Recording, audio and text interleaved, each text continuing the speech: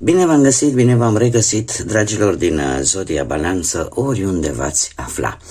Suntem din nou împreună la o nouă lectură general colectivă pentru următoarea perioadă a lunii decembrie, mai precis perioada cuprinsă între 8 și 14 decembrie, inclusiv. Așa că, dragilor, toți cei care aveți Soarele, Luna, Venus, Ascendentul sau orice alt aspect astral important pentru voi din harta voastră natală și care are legătură cu Zodia Balanță, această lectură este de asemenea și pentru voi. Ca de fiecare dată, nu trebuie să uitați un aspect important, și anume faptul că este totuși o lectură general colectivă, așa că vă rog să luați decât ceea ce rezonează cu voi, iar restul lăsați-le să zboare în univers, pentru că sigur sunt pentru alte energii, care într-o mai mică sau mai mare măsură au o legătură cu Zodia Balanță. Lămurite toate aceste aspecte, haideți să vedem cine zice acest minunat oracol Belin și să vedem care este sau ce este important de știut pentru dragii mei din Balanță în perioada 8-14 decembrie. Ce este important de știut pentru dragii mei din Balanță în perioada 8-14 decembrie?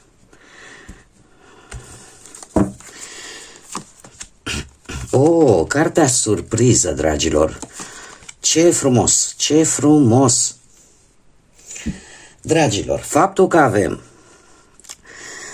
este un oracol, acest oracol Belin este foarte asemănător, dar nu identic, da? Și are o simbolistică aparte față de oracolul Lenormand. Iar această carte, în special, se numește Cartea Surpriză. Faptul că se află la începutul lecturii,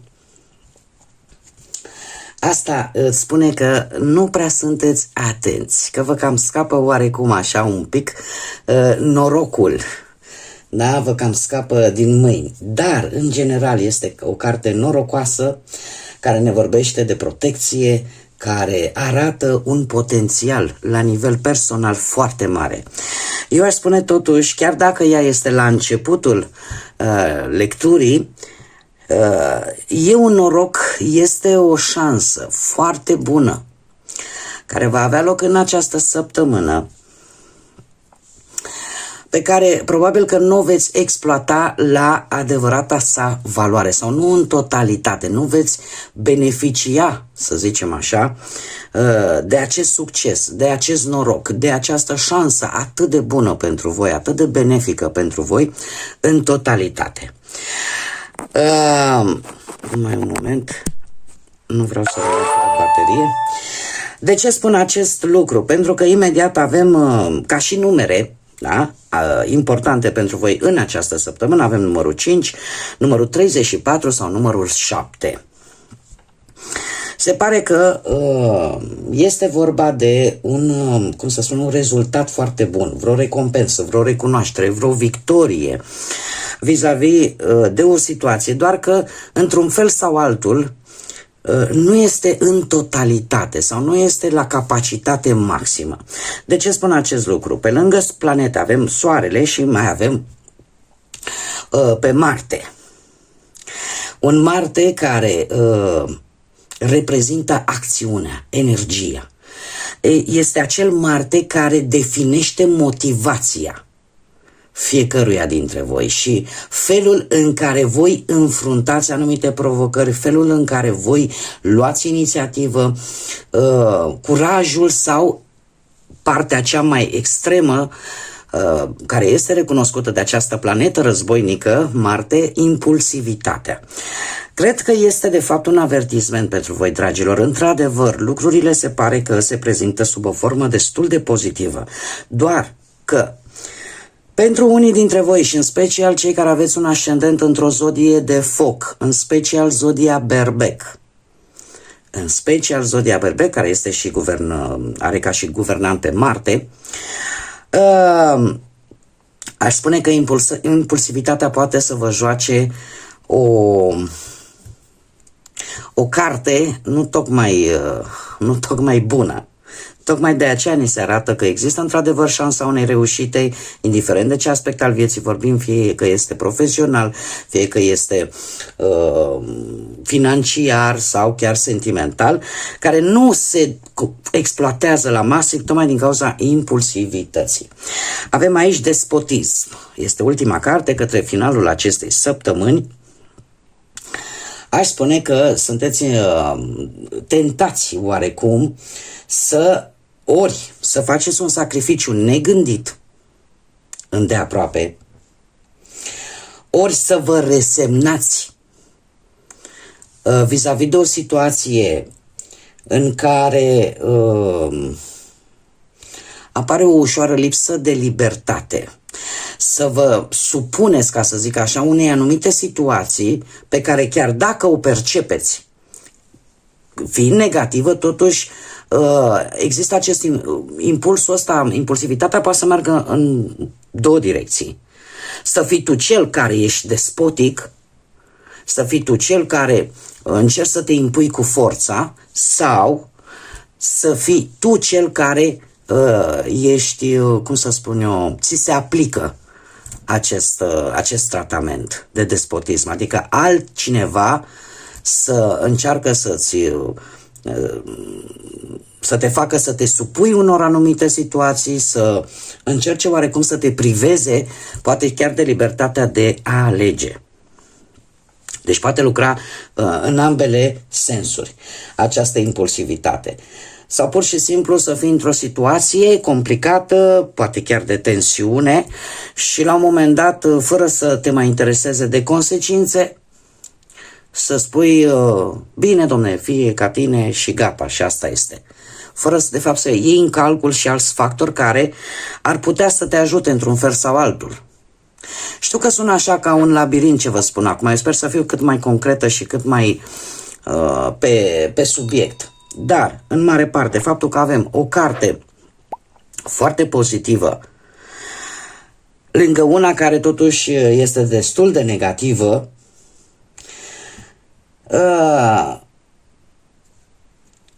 și această carte norocoasă la începutul lecturii, mie îmi spune că, cel puțin, nu știu, pe plan profesional, e posibil ca, nu știu, poate anumite eforturi pe care voi le-ați făcut la locul de muncă și simțiți că aveți dreptate și simțiți că meritați o recunoaștere, meritați o bonificație, meritați ceva. Și lucrul ăsta nu se întâmplă, tocmai de aceea apare la început această carte a norocului. Pentru că este un noroc care nu este exploatat, care nu este pe deplin. E ca și cum încerci să ții cu mâinile, cu palmele deschise, încerci să ții apa. Este ceva care îți scapă printre degete. Prezența lui Marte îmi vorbește totuși de un mecanism de apărare, un instinct de supraviețuire, care poate interveni în anumite situații, în special pe plan profesional, dar de asemenea chiar și pe parte financiară. Da? De un blocaj care te va limita într-un anumit proiect. De faptul că poate unii dintre voi depindeți de alte persoane din punct de vedere financiar. Sau să existe poate prea multe datorii care să îți îngreuneze avansul, să îți îngreuneze situația asta legată de bani, financiară, da? Este aici un mic blocaj. De asemenea, dacă vorbim de partea sentimentală, probabil că, mai ales în relații, în această săptămână există această idee, unul să încerce să-l domine mai mult pe celălalt cu foarte multe cerințe, cerându-i foarte multe lucruri. De asta spun că merge în două direcții. Pentru că poți fi tu cel care să încerci să-l domini pe celălalt cerându-i cât mai multe sau voi să fiți în situația în care să vi se ceară foarte multe lucruri, iar poate dintr-o anumită teamă de singurătate, din anumite frici, să cedezi și să accepti acest despotism.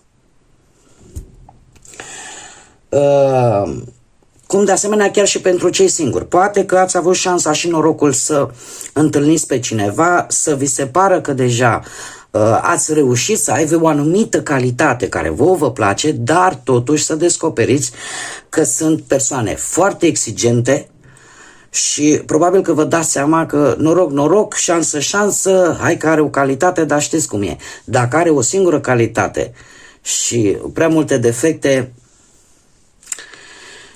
la care nu poți face un compromis, cumva acest noroc, ca să zic așa, această șansă care ți apare, depinde foarte mult de voi.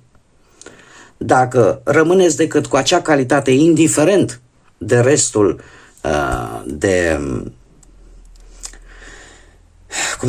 restul caracterului, care poate să fie unul negativ și să nu prea te mulțumească, dar depinde foarte mult de voi.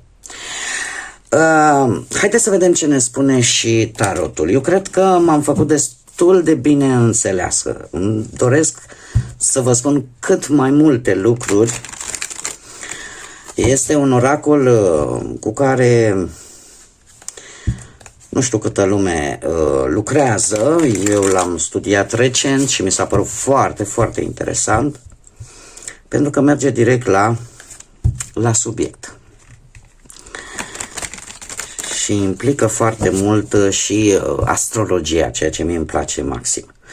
Haideți să vedem acum ce ne spune tarotul. Ce vine pentru dragii mei din Balanță în săptămâna 8-14 decembrie? Ce vine pentru dragii mei din Balanță în săptămâna 8-14 decembrie? Să vedem dacă ne luminează un pic. Cam asta ar fi situația importantă de știut. Cel puțin asta ne spune oracolul Belin. Și se vede clar aici această șansă. Se vede clar cu acest as de monede.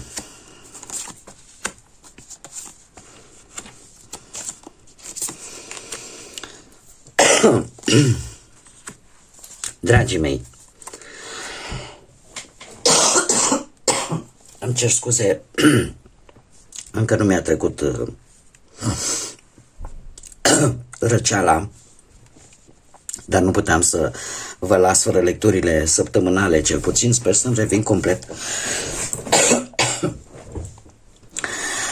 Bun, haideți să vedem cum sunteți voi acum. Cu acest as de monede, voi sunteți într-o, cum să spun eu, într-o stare destul de norocoasă, așa cum bine am văzut. Apare o mare, foarte mare șansă, o foarte mare oportunitate ca voi să prosperați, ca voi să, mai ales pe partea asta financiară, să aveți parte poate de, nu știu, de o sumă de bani total neașteptată.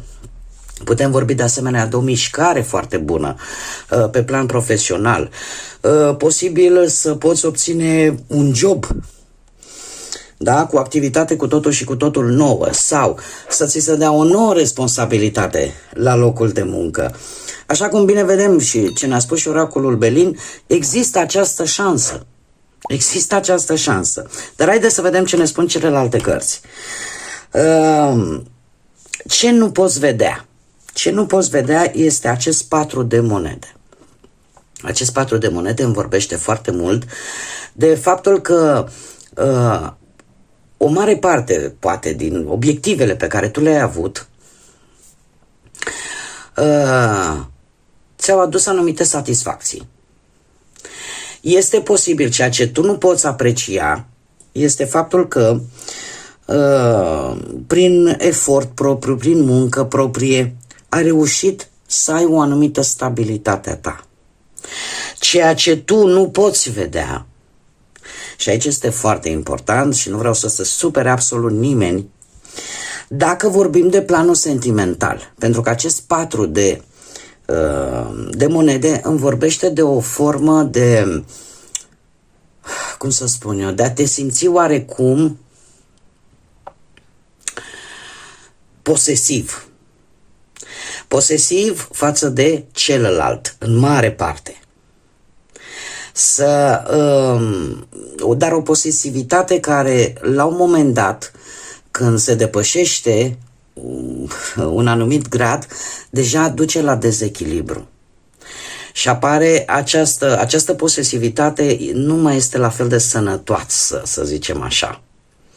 Și atunci se pun prea multe limite, există un control strict unul față de celălalt, iar aș spune că putem vorbi de ceea ce voi nu vedeți, poate, cei singuri. Nu vedeți ideea că, cum să spun eu,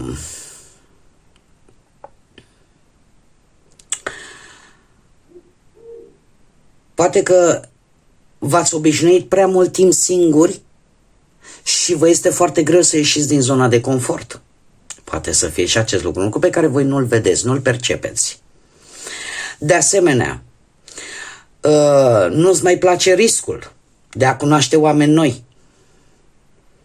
Și atunci, în acest caz, dacă vorbim pe parte sentimentală, toată această teamă, toată această frică, de-aia spun că există o șansă, dar care nu este exploatată la maxim, te poate face să întârzi în găsirea perechii, să se producă o întârziere destul de lungă în a găsi pe cineva. Acum, dacă vorbim de partea asta, nu știu, haideți să vedem pe parte profesională, ceea ce tu nu poți vedea. Ceea ce tu nu poți vedea, faptul că chiar dacă poate ai un job stabil, chiar dacă faci ceva ce nu prea îți face plăcere, da? O activitate care nu-ți mai este așa foarte tare pe plac, dar cumva te plafonezi. Dacă ai ce să pui pe masă, este perfect. Nu te, cum să spun, nu vrei să te miști mai mult de atât. Pentru tine asta înseamnă stabilitate. Dacă vorbim de bani, ce nu poți vedea este că totuși, din punctul ăsta de vedere financiar, mie mi-arată cărțile că există oarece stabilitate. Adică nu este o situație pe care să nu o poți rezolva. Adică resurse există. Ce este foarte interesant aici, ce este important pentru voi în această săptămână cel puțin, ori o călătorie, ori achiziționarea unui mijloc de transport, ori cu arcanul major, carul, o hotărâre importantă.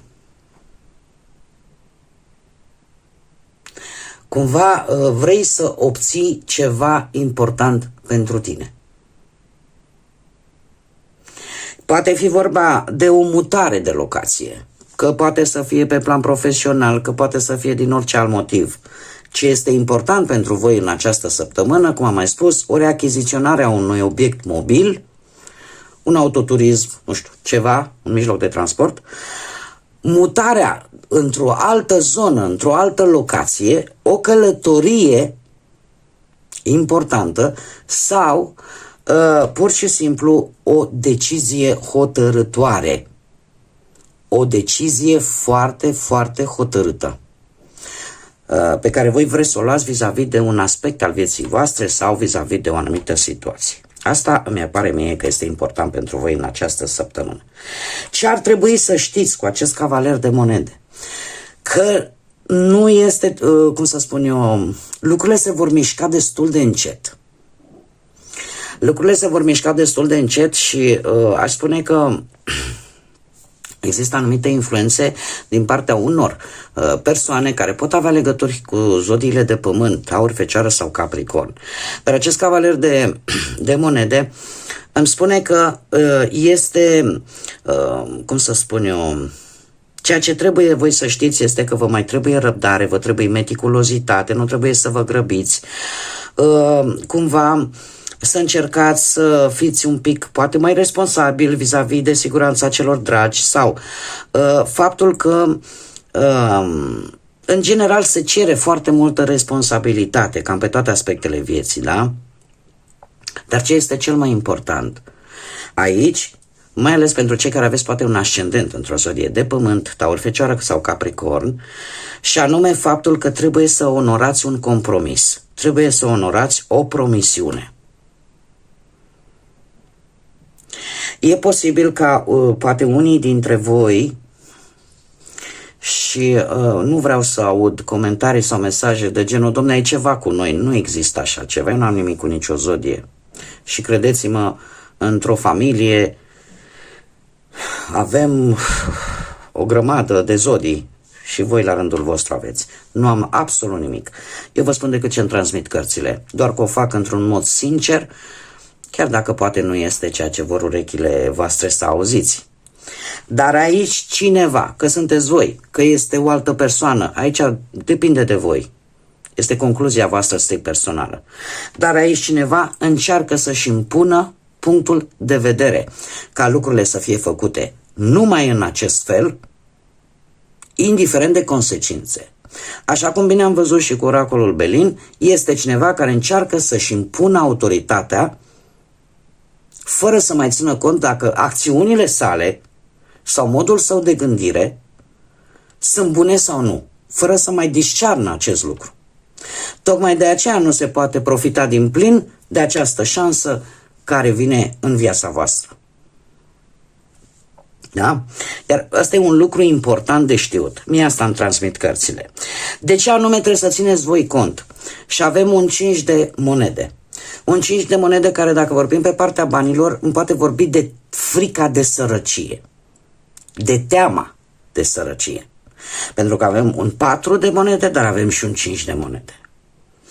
Acest 5 de monede, de ce anume trebuie să țineți voi cont? Că este vorba de o etapă din viața voastră în care, într-adevăr, puteți avea parte și de anumite adversități, care pot fi în special pe partea materială sau pe partea economică.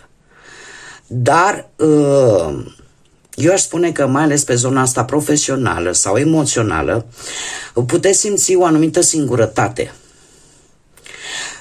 Indiferent că vorbim de partea economică, indiferent că vorbim de parte profesională, emoțională, mesajul este acela că există un sprijin, există un ajutor care este disponibil. Și se pare că voi știți, dar că trebuie să țineți cont de acest lucru, voi știți forma prin care această persoană sau aceste persoane sunt dispuse să vă ajute și să treci peste anumite momente dificile cu care v-ați putea confrunta în această săptămână. E posibil ca toate aceste dificultăți să provină dintr-o cauză internă, din interiorul vostru, din starea voastră emoțională. E posibil, cum să spun eu, de obicei există o legătură foarte strânsă, dragilor, în momentul în care spui, domnule, am ghinion.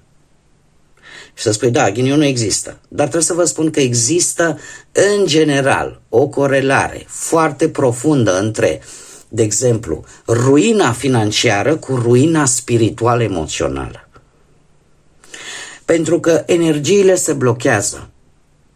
Din dorința, din teama, de exemplu, de a nu duce lipsă de bani sau de a nu rămâne singur, tindem să greșim, tindem să facem greșeli foarte mari. Și atunci se produce un blocaj energetic, energiile nu mai sunt fluide, da? Nu mai circulă și acest blocaj îl putem denumi ghinion. Dacă o să analizați, sunt sigură de asta, dacă veți analiza, nu știu, un moment din viața voastră în care să spunem, am avut ghinion, domne, atunci, o să vedeți că în momentul respectiv energia voastră nu era una foarte clară. Deci de asta trebuie să țineți cont. Și nu este niciun capăt de lume. E posibil ca unii dintre voi să-l considere ghinion poate o problemă medicală. Posibil și lucrul ăsta. Probabil legat ceva de, în special de picioare. Poate să fie și lucrul ăsta. Dar cum am mai spus, există sprijin, există ajutor în jurul vostru. De asemenea, care ar fi concluzia acestei lecturi, avem un paș de spade, unde foarte bine puteți să fiți reprezentați voi fiind un semn de aer, care îmi spune că cu acest paș de spade sunteți foarte nerăbdători și de multe ori e bine. Este un sfat cu care vin cărțile. Dacă voi știți un secret vis-a-vis de o anumită persoană care vi l-a încredințat, având încredere în voi, încercați să nu-l divulgați. Dacă voi la rândul vostru sunteți tentați să spuneți un secret personal unei anumite persoane, poate pentru a-i câștiga încrederea, de asemenea, nu este un moment foarte bun să o faceți, pentru că toate aceste lucruri, la un moment dat, vor ieși la suprafață și vor crea niște consecințe destul de regretabile mai târziu. De asemenea, sfatul cărților vine și cu anumite aspecte la locul de muncă. Mare grijă la, e adevărat, nu conflicte foarte grave, conflicte un pic mai ușoare, sau faptul că trebuie să alergați după foarte multe documente pentru a obține un job nou și să o luați, să vă necăjiți și să o luați personal și să spuneți, dar de ce mă trimezi, dar de ce îmi faci, dar de ce îmi dregi? Pentru că lucrurile nu se desfășoară așa cum voi v-ați fi așteptat, poate foarte simplu.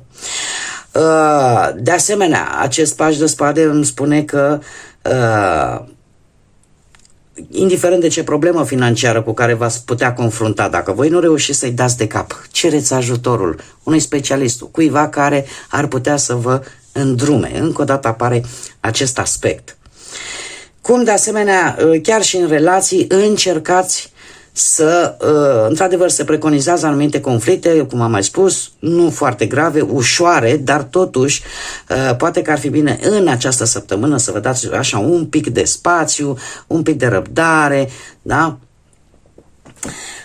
În așa fel încât să existe acest respect mutuo unul cu celălalt. Da? Să nu vă impuneți nici voi punctele de vedere într-o manieră foarte dură, și chiar poate celălalt, dacă încearcă să-și impună punctul de vedere într-o manieră care vouă nu vă place, încercați cumva să aplanați aceste lucruri în așa fel încât să obțineți acel echilibru pe care voi, dragilor din Balanță, îl căutați o viață întreagă.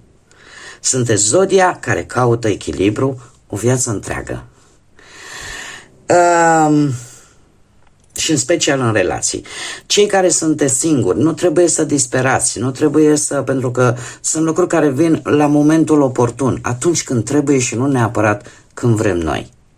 Dar, ca acest lucru să se întâmple, așa cum am mai spus, trebuie să ieșiți din acest blocaj energetic, în care să vă repetați mereu mental, am ghinion, eu nu sunt bun de nimic, nu pot să fac aia, nu atrag pe nimeni, pentru că ăsta este un blocaj energetic.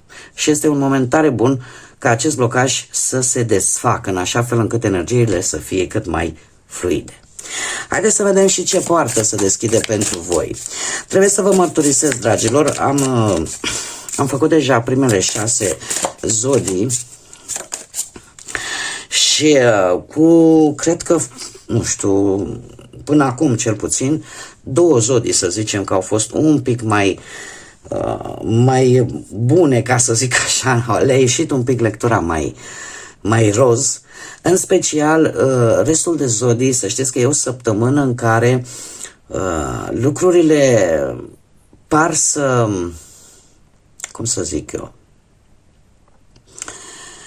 așa cum am spus și în lecturile din decembrie, cu riscul de a mă lungi foarte tare, cu această lectură, lecturile din decembrie generale, pe care vă recomand să le urmăriți, avem un Mercur care va ieși din retrogradare și va intra în mers direct în Săgetător abia pe 11. Abia pe 11 decembrie, dar totuși lasă așa ca o dâră energia aceasta retrogradă a lui Mercur, încă își va mai lăsa amprenta pentru câteva zile și cumva va intra, să zicem, vom intra într-o energie un pic mai fluidă, mai ales pe partea comunicării și în relații, undeva cam de pe 15 decembrie încolo. Așa că suntem, ca să zic așa, la finalul unui ciclu care ne-a cam dat bătăi de cap cam la majoritatea zodiilor în această perioadă și cu această retrogradare. Eu sunt sigură că mulți dintre voi ați experimentat în această perioadă, încă din noiembrie, ați experimentat cumva, nu știu, stricăciuni de electronice, de aparate, aia nu mai merge sau nu te mai înțelegi cu respectivul sau indiferent cât de tare ai explica, nu reușești să te faci înțeles și așa mai departe. Deci dacă trebuie să dăm vina pe cineva, o dăm pe Mercur retrograd. Bun. Ce ușă se deschide pentru voi, dragilor, în această săptămână? Ușa speranței, care ne vorbește de optimism, de credință, de încredere, de curaj și de acea idee că orice furtună până la urmă se termină și trebuie să iasă și o rază de soare pe strada voastră. Deci se redeschide această poartă a speranței. Dar vorba lui Caragiale, puțin tică răbdare, coane fănică. Deci nu trebuie să vă pierdeți în primul rând speranța și răbdarea. Da? Pentru că toate la un moment dat, indiferent și paradoxal, nu? Și lucrurile bune și mai puțin bune la un moment dat se termină. Important este ce facem după. Bun, dragii mei, cam atât am avut pentru voi. Eu vă mulțumesc pentru răbdare, vă mulțumesc pentru like-uri, comentarii, distribuiri, faptul că vă abonați și îndemn, desigur, pe toți cei care încă nu v-ați abonat, dacă v-a plăcut, dacă ați rezonat, dacă mai doriți să vedeți astfel de lecturi și modul meu de interpretare al cărților, nu ezitați, abonați-vă, este gratuit. Eu vă aștept cu mare drag și cu mare interes pe toți să ne întâlnim aici împreună pe canal. Până data viitoare, când ne vom reîntâlni la o nouă lectură, eu vă doresc tot binele din lume, lumină mare în suflet, în gânduri, în așa fel încât să vedeți lucrurile cât mai limpede cu putință și, desigur, numai bine și să fiți iubiți, dragilor.